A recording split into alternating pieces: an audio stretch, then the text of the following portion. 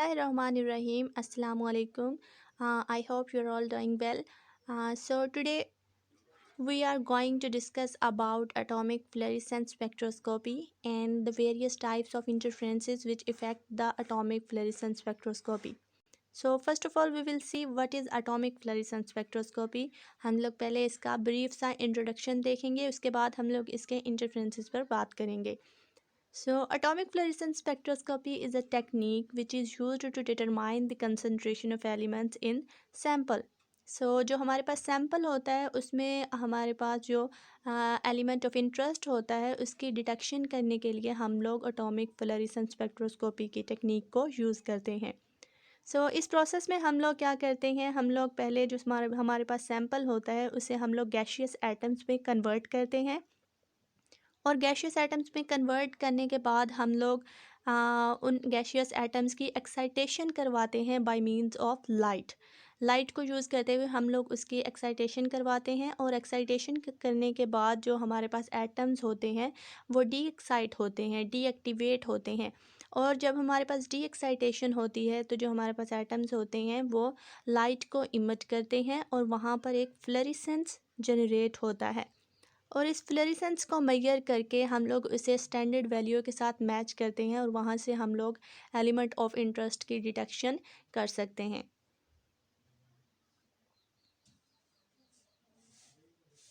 So next we will see interferences in atomic fluorescence spectroscopy.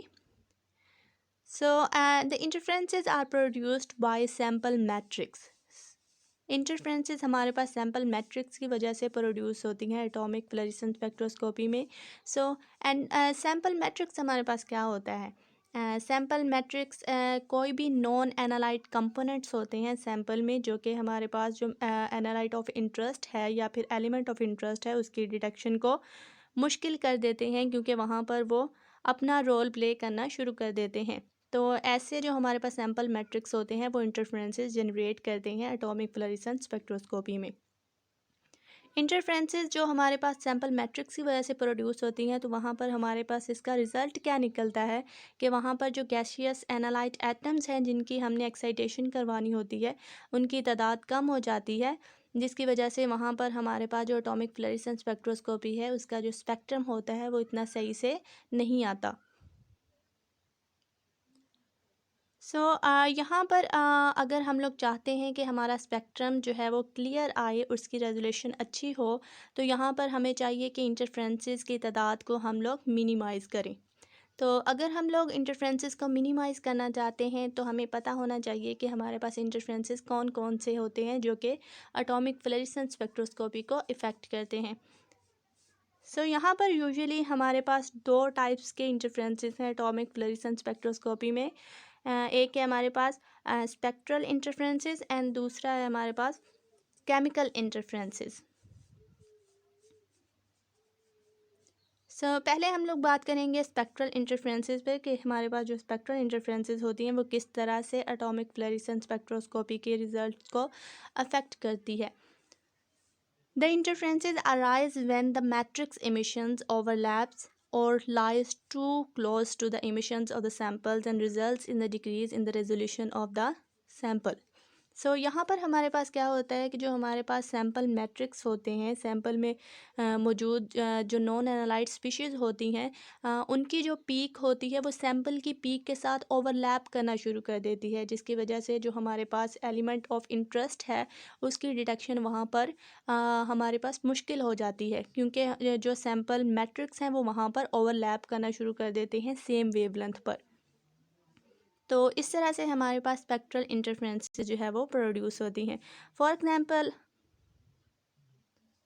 अगर हम लोग arsenic की डिटेक्शन कर रहे हैं तो यहाँ पर हमारे पास उसी वेवलेंथ पर आकर कैडमियम सैम्पल मैट्रिक्स के तौर पर एक्ट करेगा और वहाँ पर उसकी पीक के साथ ओवरलैप करना शुरू कर देगा और यहाँ पर इंटरफ्रेंस का रोल अदा करेगा.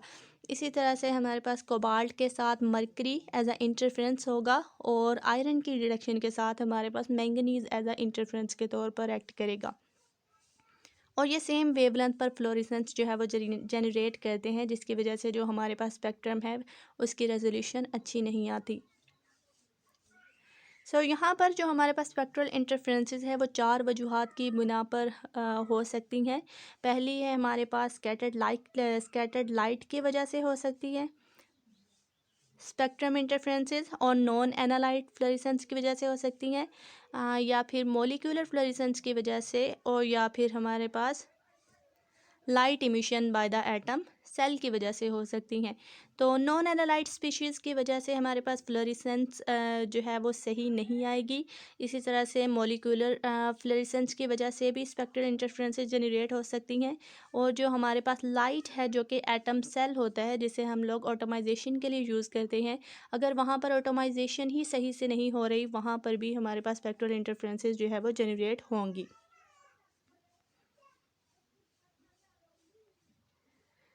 यहाँ पर नेक्स्ट हमारे पास एक इम्पॉर्टेंट पॉइंट है कि जो हमारे पास स्कैटर्ड लाइट है और जो हमारे पास एटम सेल इमिशंस होती हैं वो ज़्यादा क्रूशियल होती हैं।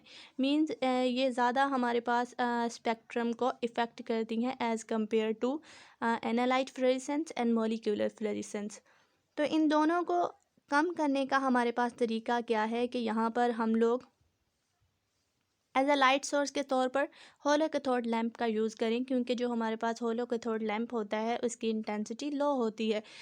हम लोग पढ़ चुके हैं जब हमने स्टडी की थी इलेक्ट्रोडलेस डिस्चार्ज लैंप की और होलो कैथोड लैंप की, तो हमने देखा था कि जो हमारे पास होलो कैथोड लैंप होते हैं उनकी इंटेंसिटी लो होती है, और जो इलेक्ट्रोडलेस डिस्चार्ज लैंप होते हैं उनकी इंटेंसिटी हाई होती है।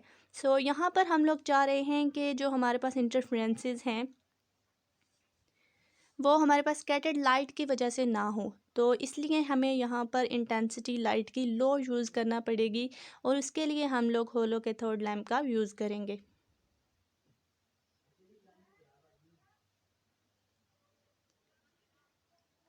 नेक्स्ट हम लोग देखते हैं केमिकल इंटरफ्रेंसेस की। केमिकल इंटरफ्रेंसेस हमारे पास किस तरह से जनरेट होते हैं और वो किस तरह से एटॉमिक फ्लोरेसेंस स्पेक्ट्रोस्कोपी को अफेक्ट करते हैं। केमिकल इंटरफ्रेंसेस नाम से ही जाहिर है कि जो हमारे पास एलिमेंट ऑफ इंटरेस्ट है वो सैम्पल मैट्रिक्स में मौजूद जो एलिमेंट्स हैं उनके साथ रिएक्ट करना शुरू कर देगा, और हमारे पास एटॉमिक फ्लोरेसेंस स्पेक्ट्रोस्कोपी का जो रिज़ल्ट है वो सही नहीं आएगा। यहाँ पर जो हमारे पास कॉमन काज है केमिकल इंटरफेरेंसेस का वो ये है कि जो हमारे पास सैम्पल एलिमेंट्स हैं वो हमारे पास जो सैम्पल मैट्रिक्स होता है उसके एलिमेंट्स के साथ रिएक्ट करके ऑक्साइड्स फॉर्मेशन करना शुरू कर देती हैं, जिसकी वजह से हमारे पास केमिकल इंटरफेरेंसेस जनरेट होती हैं और वो हमारे पास सिग्नल डिटेक्शन में फिर प्रॉब्लम क्रिएट करती हैं।